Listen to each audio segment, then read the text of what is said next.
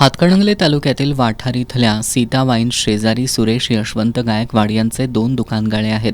त्यातील एका गाळ्यात वाठार इथल्या विजय तुकाराम शिर्के यांचं बाबा गॅरेज नावानं टू व्हीलर दुरुस्तीचं गॅरेज आहे, तर शेजारचा गाळा जेंट्स पार्लरसाठी भाड्यानं दिलाय. आज सकाळी 8:30च्या सुमारास गायकवाड यांनी गाळ्यालगत पडलेला कचरा आणि ऑइलमध्ये खराब झालेली कपडे एकत्र करून जाळत होते. त्याचवेळी ऑइलच्या कापडामुळे आग भडकली. बघता बघता आगीनं रौद्ररूप धारण करत गॅरेज आणि जेंट्स पार्लरला कवेत घेतलं. आगीत दुरुस्तीसाठी दिलेली दुचाकी जळून खाक झाली. तसंच ऑइल डब्बे, इतर साहित्यही जळालं. तसंच पार्लरमधील सर्व फर्निचर आणि इतर साहित्यही आगीच्या भक्ष्यस्थानी पडलं.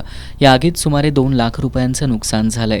घटनेची माहिती मिळताच प्रकाश कांबळे, विजय शिर्के, अथर्व शिर्के, दत्तात्रय शिर्के, गणेश कुंभार, दादासो दबडे, योगेश दबडे, गणेश क्षीरसागर, दत्ता कांबळे, अतुल देसाई यांनी आग विझवण्यासाठी मदत केली.